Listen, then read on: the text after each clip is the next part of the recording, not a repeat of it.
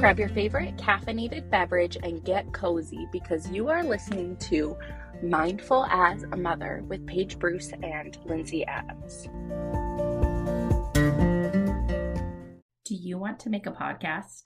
Spotify's got a platform that lets you make one super easily. Then you can distribute it everywhere and even earn money, all in one place for free. It's called Spotify for Podcasters, and here's how it works. Spotify for Podcasters lets you record and edit podcasts right from your phone or computer. So no matter what your setup is like, you can start creating today. Then you can distribute your podcast to Spotify and everywhere else podcasts are heard. Video podcasts are also available on Spotify. With Spotify for Podcasters, you can earn money in a variety of ways, including ads and podcast subscriptions. And best of all, it's totally free with no catch. This is what Paige and I use for this podcast, and it seriously makes it so easy. It's easy to record, edit, upload, put the show notes in, and it's free. So if you want to start a podcast, use Spotify for Podcasters. Hey, I just wanted to pop on here real quick before the episode starts and give a quick disclaimer. This podcast is not intended to be a substitute for therapy or the therapeutic relationship, and the information given in this podcast is purely for educational purposes and is not intended to replace the advice of a professional. Now that that's out of the way, I really hope you enjoy this episode. Remember to subscribe, rate, and review if you enjoy it because it helps the podcast grow. And don't forget to be peace, be love, be mindful as a mother. Hello and welcome back to Mindful as a Mother. Lindsay here. I'm here with Paige as usual, and we have a very special guest today. But first, say hi, Paige. Hey, everybody. Welcome back. We're in season 3. Do you want to tell everyone who our guest is? Yes. So we have invited Lenora Edwards back to our podcast. She's a speech language pathologist and she works for and with Better Speech. And so we're very excited to have her here to talk about the accessibility of services, why it's important as part of the treatment team when we're working with an individual that may or may not have ADHD or some type of neurodivergence, and then how you can just access her and Better Speech itself. I was just thinking, I think she's our first guest to come on twice too. Yeah. That's very super exciting. Yeah. So say hi, reintroduce yourself to everybody. Hello again, everyone. My name is Lenora Edwards, and I am so excited to be back here with Lindsay and Paige. The previous time that I got to spend time with you guys, I only got to experience our conversation with Paige. So I'm super excited that Lindsay is able to join today. No kids are barfing today. No kids are barfing. Amen. That I know of. That I know. So we're super excited, and whatever you guys have in mind that you'd like to talk about and share and educate with people, I am completely on board and in with.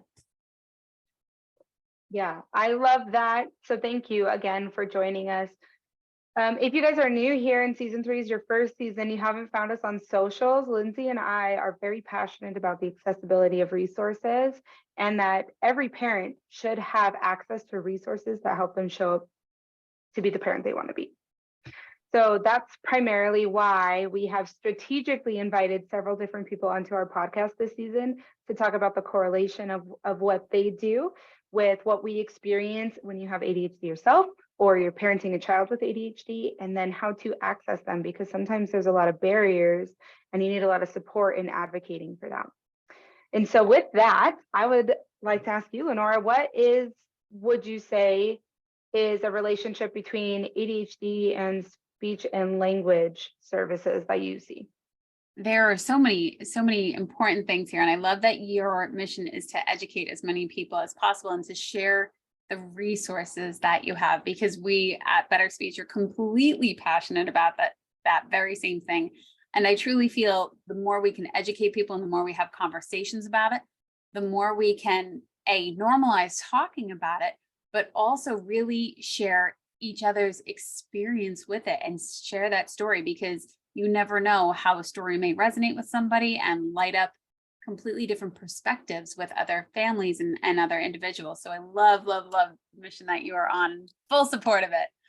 So with ADHD, some things that we notice when it comes to speech and language development is if there is some difficulty focusing, or if there is some difficulty focusing in the sense that they quite literally aren't focused on what you're saying. So quote unquote, people may think, oh, they're not paying attention to me. There might be other reasons that your little one isn't paying attention to you. And typically they're not doing it on purpose. If they're engrossed in a video game or something, that's a different story. But typically, if you call your little one from the other room, hey, Joey, come here, they are going to respond to their names. And if they're not, what else is going on? And some people do brush it off as, oh, they're just being stubborn. And it's really not the case. It may be that they're actually having difficulty hearing you, but also understanding. So I know last time I talked about language, and language is actually two parts. We have the ability to understand language, which is the receptive part of language. Everything that you guys are doing right now and that the audience is doing, they're listening, they're understanding language. That's the receptive component. And that includes understanding the difference between a sentence and a question, understanding the difference between a command and a yes/no question or a WH question, those types of pieces of information. And then we have the expressive language component, where everything that I'm doing right now is the expressive component. And especially with little ones with ADHD, they may also have difficulty understanding written language. Written language is understanding the receptive component, that is, and the expressive is writing language. So when a little one is experiencing ADHD, whether it may be difficulty focusing in conversation, difficulty focusing on a story, whatever the case may be, that is definitely a sign of something else going on, and it can absolutely impact speech and language development.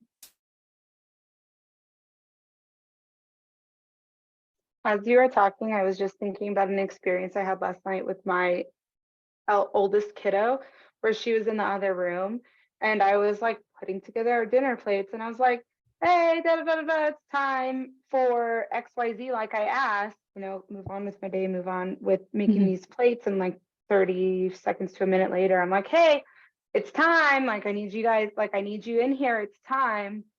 And so I felt myself starting to get angry. And then I was thinking about it's a toxic communication seed of me not being present with her, especially knowing her neurological differences. So I was like, okay, so it's not an intentional, she's ignoring me because she wants to do whatever she wants. And so I physically put myself in the same room with her. I made eye contact, like, okay, our time is up. It's time to come have dinner. And then she was really responsive.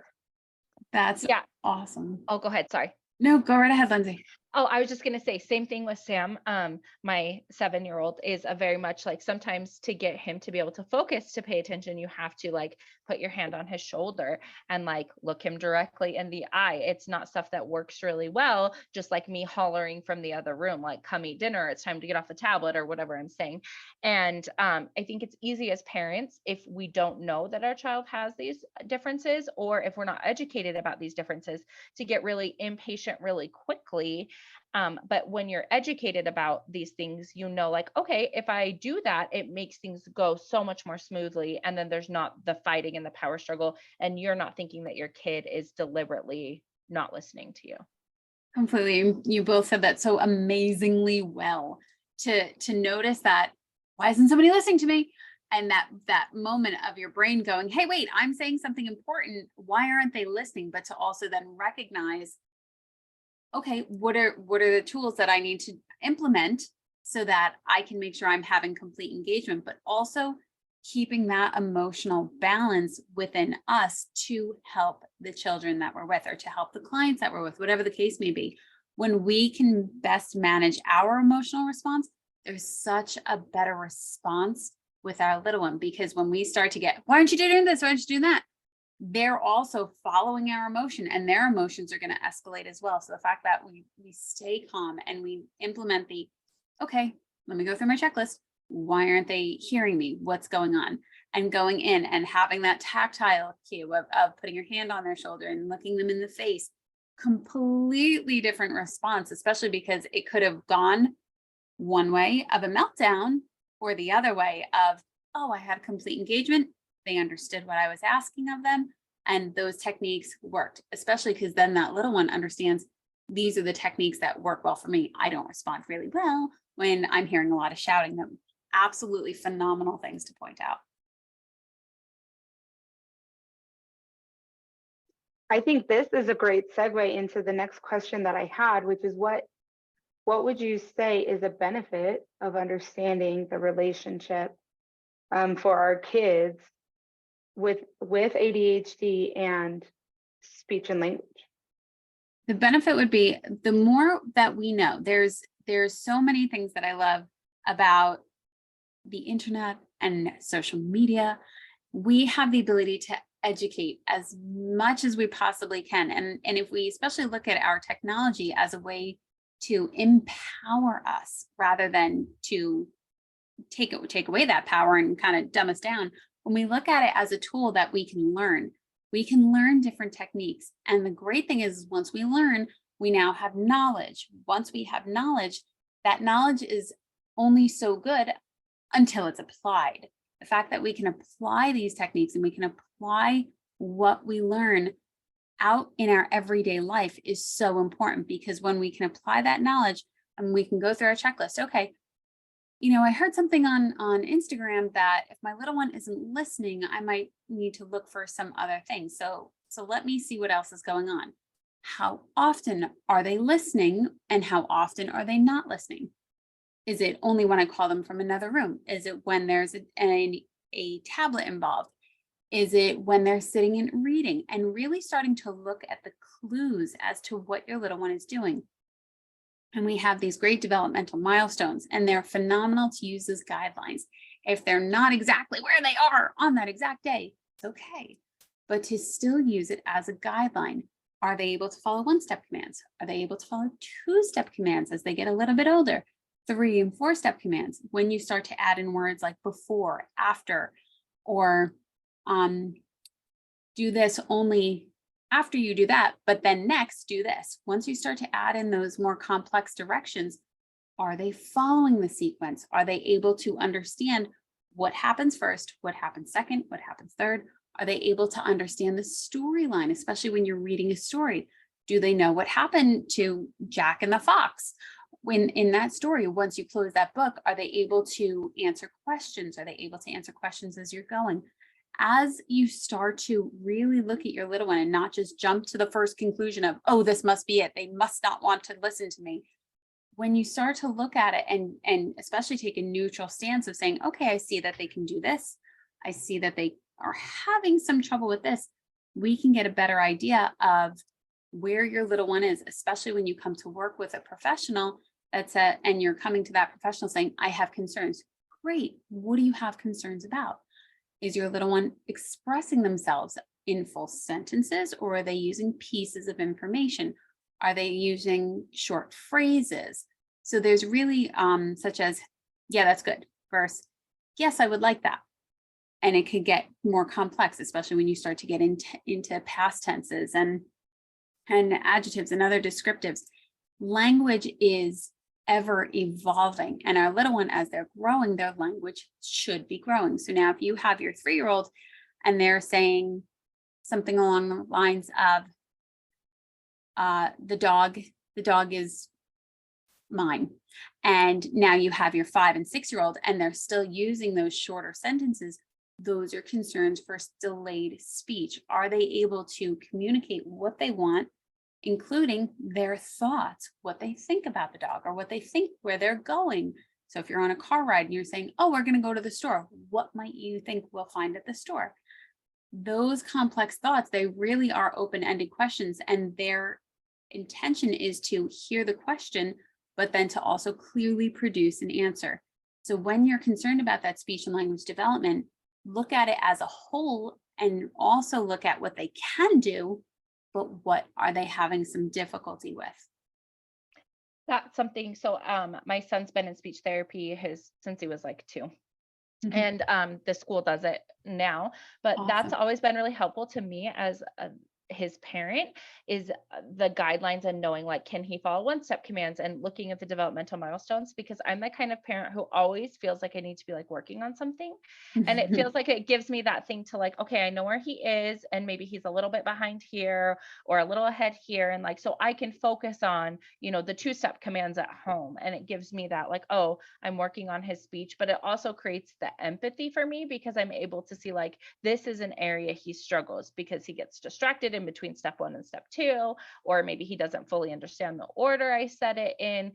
And so it really helps me create that attunement and empathy with him, which is something we talk about a lot on the podcast, but even through speech and being involved in your child's speech and how they're processing information and being able to look at the guidelines in a objective way, like not emotional about like, oh, they're behind, I'm freaking out. Like, okay, what can I try to be more consistent about at home?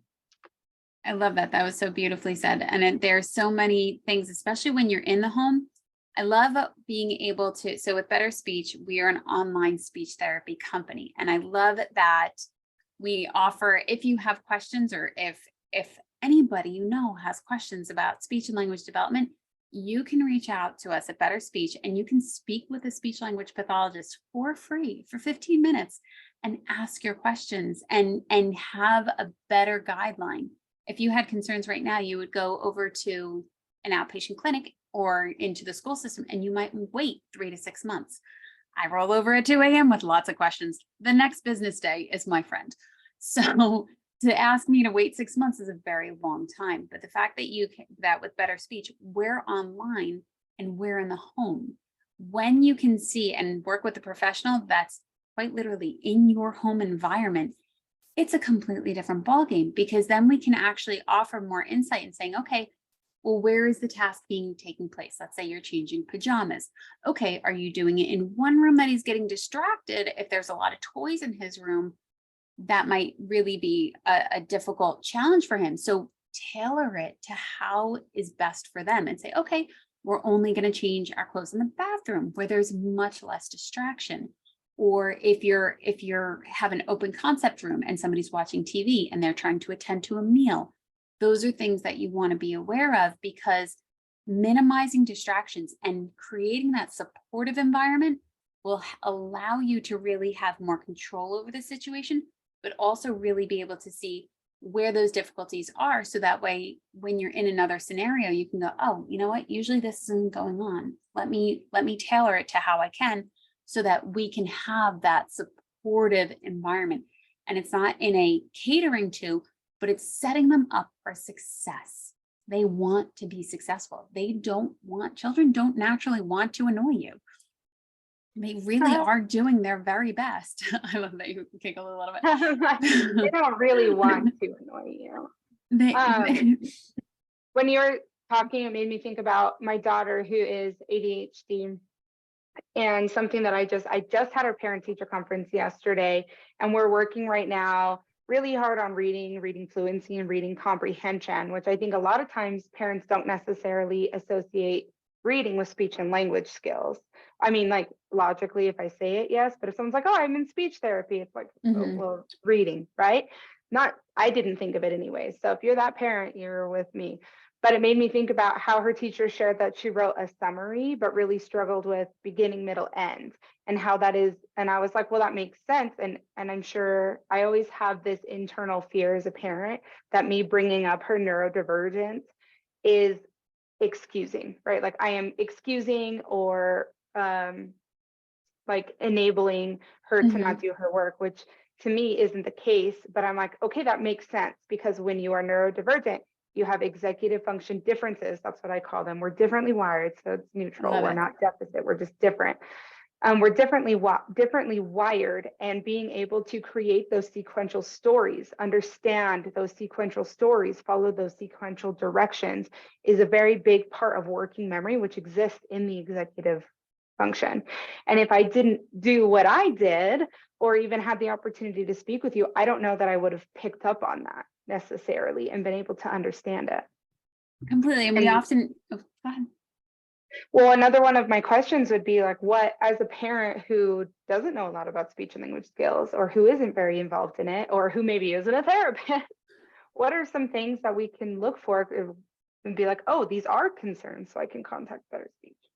That is a great question, especially for when you hear, if somebody says, oh, what do you do for a living? And I say, oh, I'm a speech language pathologist. And like, oh, you're a speech therapist. Yes. Oh, well, that's good. My speech sounds clear, right? And that's really just in our title, they think speech and the clarity, the articulation component. But truly, as a speech language pathologist, as I'm sure you guys know, there's way more involved in your field than just these two things that really stick out in people's minds. So I often tell people we work from the neck and up, because we see people for feeding difficulties. We see them for language development and memory and sequencing and, you know, the entire birth to nearly passing away. We really see a huge variety of people, because these are areas that are really important, especially when you talked about reading and writing. And I love that you pointed out, yes, absolutely, completely wired differently. And that's a great thing to acknowledge. That's not when, especially when you hear a diagnosis, it's an acknowledgement that says, okay, I am aware of this. I acknowledge it. I'm not ignoring it. I'm not brushing it under the rug, and I'm not making an excuse for it. It's a great thing to be aware of, because then you know you have a completely different set of tools that work for your child versus other tools that might not be as effective. Doesn't make anybody lazy oh, it's no big deal and brushed under the rug. Absolutely not. And I think it's really helpful to always have that ongoing communication with other professionals, with parents and with professionals. As a professional, we want to educate you. We want to tell you as much as possible. And sometimes this torrent of information can come out at you. And it's because we have so much that we want to share. And I often tell my parents, especially when they're very concerned that their child may be diagnosed or that they have ADHD, I often share with them that there is no judgment to that parent. It's not that you did anything wrong. It's not that anybody was bad. This isn't a punishment. This simply is where this person is. And that's a great thing to know, because we know where they are and we know where they can go. When it comes to reading and how you pointed out that sequencing, and it can absolutely be missed, especially because reading, we expose our children to books, but reading, unless you're starting a toddler reading program, is a later developing skill, depending on when they actually start to show interest in what they're reading. So we often encourage exposure to books. When you can expose them to things, that's a great thing. It raises everybody's awareness. And the fact that the teacher pointed out that the sequencing was a little difficult, that's phenomenal to know, because now we can approach things totally different. Okay, let me start at the basics, first, second, third, and even having a written sequence of what happened first in our story, what happened next in our story, and what happened third, and walking them through them. Oh, well, you know what we forgot? We forgot that they crossed the bridge. And even making it fun rather than testing. What did they do next? What did they do next? What did they do next? When we can make it fun, it's much more engaging, and we have that beautiful neuroplasticity that will occur, and they can really start to piece it together, especially if they know that they're having difficulty with something and you start to do a sequence with them, and then you purposefully mess up something. So let's say you're making a peanut butter and jelly sandwich and you're asking them for help, and you go, oh, okay, I just put the two slices together. They can go, no, we have to put something in between. When you do that, you're showing them that it's okay to have some difficulties, but also that they can actually work through it and say, and be in charge. Often we're telling our children what to do, when to go, where to go, and how to do it, but they get the power of being in charge, and they get the power of knowing and going, oh, I did it. I figured it out. I knew something was missing, and they light up completely differently. And as you're doing those little things like making a peanut butter and jelly sandwich, they can get to those complex things like go upstairs, brush your teeth, wash your face, grab a book, and get into bed after your pajamas are on. Two totally different sequences, especially when you have something that's right in front of you and it's very familiar, making a sandwich versus, okay, go upstairs and do that and wait for me. Much, much harder. We don't often think about that because it's just natural to us, especially if we have if one of our children Developing is completely typically developing. We're like, why aren't you doing this? Why aren't you doing this? Why aren't you doing this? Versus, okay, maybe I need to approach it differently. Something else is going on here. Let me be the detective and figure out what else is going on and how I can best support my child. I have a question. This is my 15 minutes with better speech. Just kidding. But I have a question about processing speed and ADHD. So Great do question. sometimes take longer to process input? How long should we be waiting? And I know this may vary with age, but like in between giving commands, because often I'll find that myself as a parent and other parents are like rattling off commands, and the child doesn't have the time to like fully process what's being said. And so then they forget everything past the first thing. Completely. When we say process for all of our listeners, that means they take in the information and their brain can make sense of it for them to have some kind of action. Completely. That was an awesome question. And I love that you pointed out. So when it comes to processing language, especially for our really little ones. So when we first start asking commands, our 1-year-olds, our 2-year-olds, show me your nose.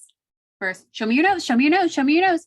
When we bombard them, and they need at least 10 seconds to really process, minimum of 10 seconds, because what they're doing is they're hearing information and then they have to go through their filing bank and figure out what you just asked them. When it comes to a yes and no question, is your name Lenora? I've now heard my name 342,000 times a day when I was a baby. So as at 2 years old, I should know my name for sure. Versus, what do you want to eat? Let's go to the fridge and go figure out what you want to eat.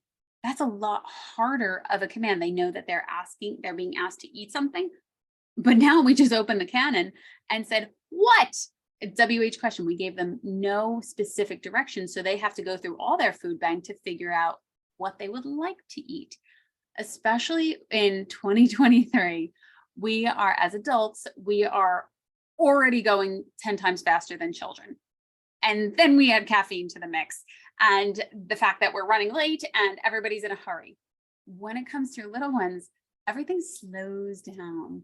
Think like turtle speed and really be present. When you can acknowledge that getting out the door, getting dressed is going to be a much longer process than 3 minutes that you can tear through it, it allows for the expansion of, okay, we're going to do this in a 15 or 20 minute block. And that way you're taking the pressure off of your child. You're taking the pressure off of you, and you're allowing yourself to both be present, but also to process the task that's being asked of them, such as, let's put our shoes on and get dressed to go outside. Okay. And if it's winter, this is going to be quite the expedition. And allow them to really, let's go find our shoes. Okay, great. Let's pick out a scarf.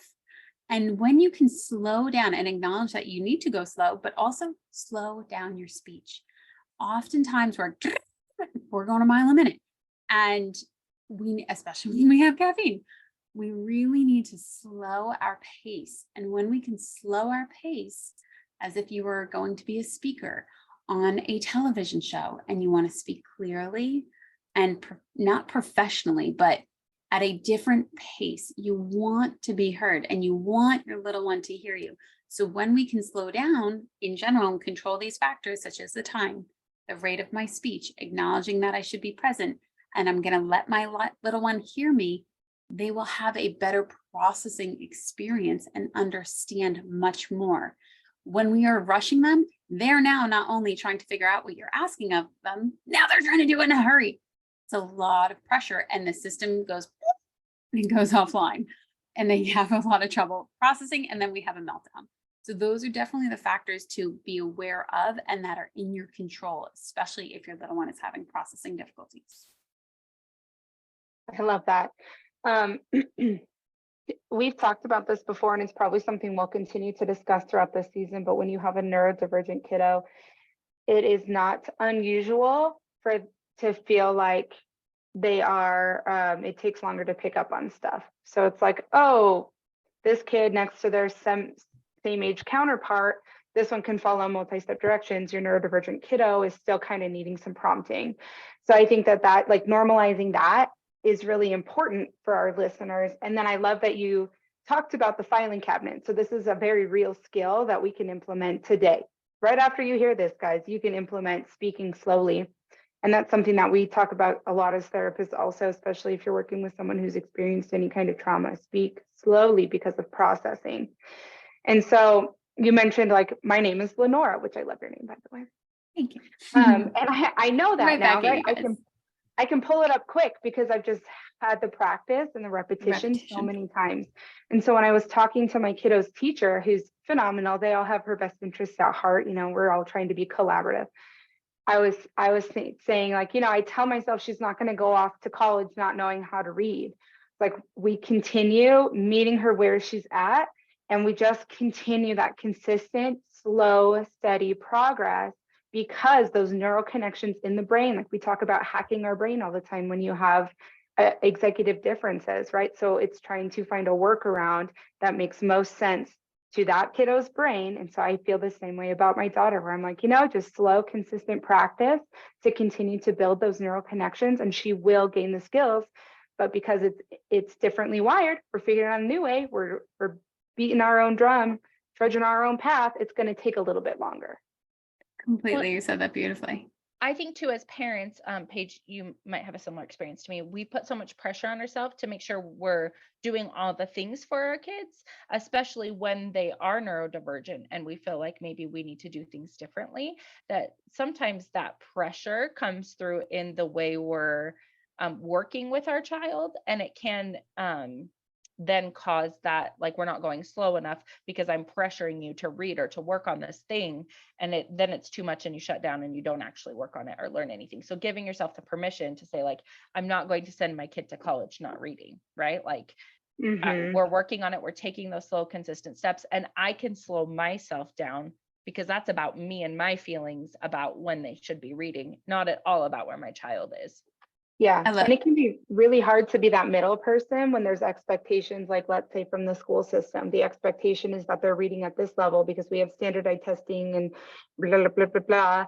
And then our kiddos over here, and we're really acting as that filter and that advocate of, like, I understand this is the expectation, and, like, having to filter that, to slow ourselves down, to regulate enough to not be applying that same pressure to our kids. Completely. And I think the big thing, especially when you allow yourself, I love that you said permission, when you allow yourself permission to acknowledge that, you're doing your best, they're doing their best. And to have that repetition is a great thing. But really before, so let's use specifically reading and writing. When we sit down to read at night, what's the outcome that you want to have? So even approaching any task, what I want them to get it. I want them to get it right now. Okay, brain, I got it. Thank you for being so on top of that, brain. But what we need to do right now is, what do we want right now? What's the goal? What's the outcome that I want from this moment of engagement, that I'm going to be present, and I'm going to allow us the time and the space to slow down and to process what we're actually doing. What are we doing? Yes, we're reading. But we're reading a story, and as a parent or a guardian to that child, you're having a yes, educational moment, but you're also having a really personable, lovely moment together. And to acknowledge that and say, you know what, we're doing our best. And you know what, if all we got today was the p sound, great, phenomenal. And if we didn't get the p sound today, that's okay. We did our best. And to be able to reflect on, once you end that and come in, or whatever the case may be, and you go, you know what, we did our best today. And that's all that matters, is that we showed up, especially because the more information we have, especially when you're a therapist and you're a parent, you have a ton of stuff bubbling at your head. You're like, okay, let me try it this way. Let me try it this way. Let me try it this way. Let me try it this way. And it can be overwhelming. And if you say, you know what, which hat am I going to wear right now? Am I going to wear my mom/my therapist hat? Am I going to just wear my mom hat? Am I just going to wear my therapist hat? Which one? But to find that balance that says, okay, if I'm going to wear both, what's the balance that I want to have in this moment. I want to be supportive of my child, and I'm going to go with 1 or 2 techniques, and that's what I'm going to stick with. And that way they know who's there and in that moment with them. And it's not flipping back and forth between mom and therapist, but also they can predict when there's repetition, they know what to expect. And it helps that nervous system to really acclimate and say, okay, this is our reading time. I know what to expect.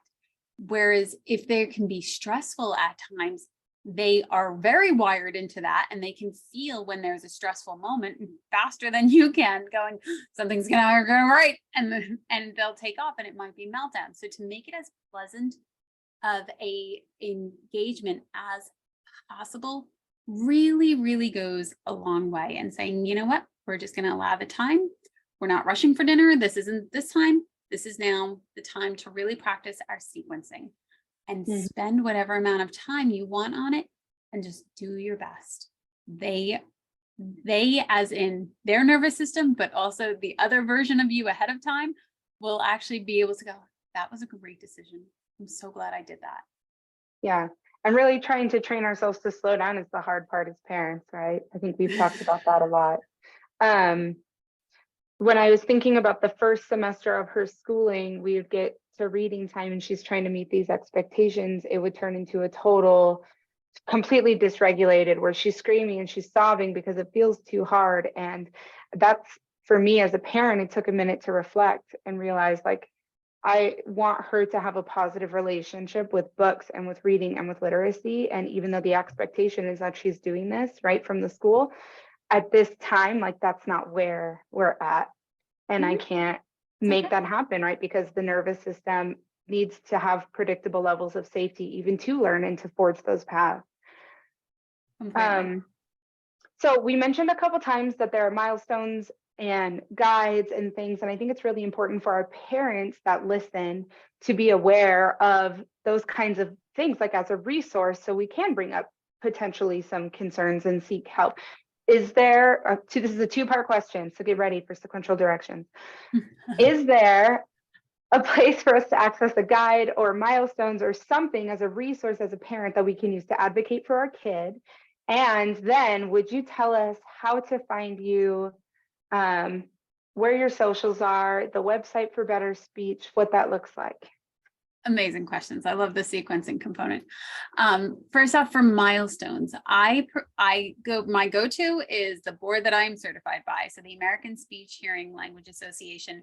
It's called ASHA or ASHA.org. And on there, they have beautiful guidelines of receptive language development and expressive language development and how to help. And I absolutely love that. I think it's just laid out so clearly. And I think that's really important, especially because you can get lost on these other websites, and then other people may add their 2 cents or may shift some guidelines.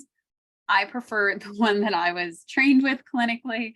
So that is typically where I send parents. So ASHA.org, ASHA.org.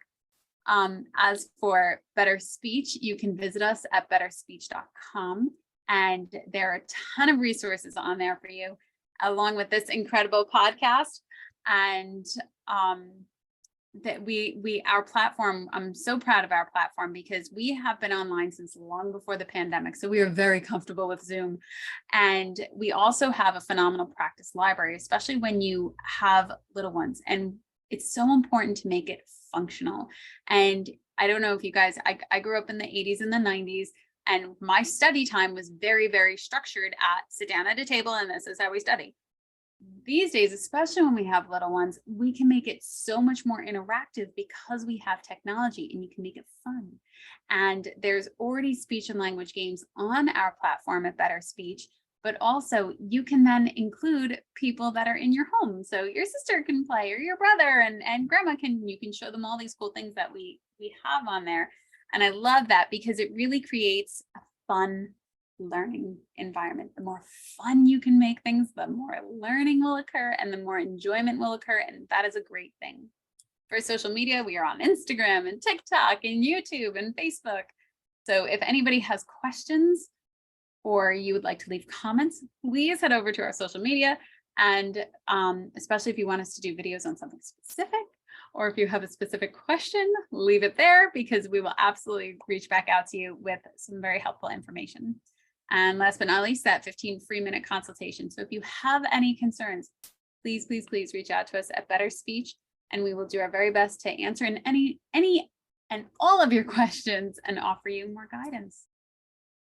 Yeah, I love that. And something I think many people listening might not know is that it can take months on a wait list to get into speech and language services. Traditionally, through your insurance or through the educational system is a whole other monster. So Better Speech is an accessible resource. I believe it has a flat rate. It can be more flexible working virtually within your home and within your scheduling, and you can get that 15-minute consultation really quickly. And I am not paid by Better Speech. I'm just letting you know that I secretly, openly love it, and its accessibility for you guys. I love that you secretly, openly love it. I was like secretly, but it's not a secret now. And I think that 15 minutes is so nice because there's so many parents with questions like, is this normal? And like you said earlier, like in 6 months, that might not be a relevant question, or you might not even remember that you had that question or concern, but then you can just get your questions answered, see if speech therapy would be beneficial. And it's all in one place that's like super convenient and fast. It's so true, especially because we are fully across the nation and we are international also. So we are licensed in all the states, and we are over 150 therapists strong. So we're very, very proud of that. It's a great company. Incredible. Well, follow Better Speech on TikTok and Instagram. Submit your questions because they like to provide free content and answer those questions. Reach out with anything else. Remember, the resources are at asha.org, ASHA.org. And thanks you guys for tuning in this week to Mindful as a Mother. Bye. Lindsay and I talk a lot about the nervous system and parenting, and we have just launched a totally free resource because we understand how hard it is just to understand the foundations and figure out what your triggers are to learn how to regulate your nervous system. So we have created the Nervous System Foundation. We call it Nervous System 101, and we're going to go ahead and put the link in our show notes. So if you want to learn the foundation and basics that we teach about regulating your nervous system, don't forget to check it out.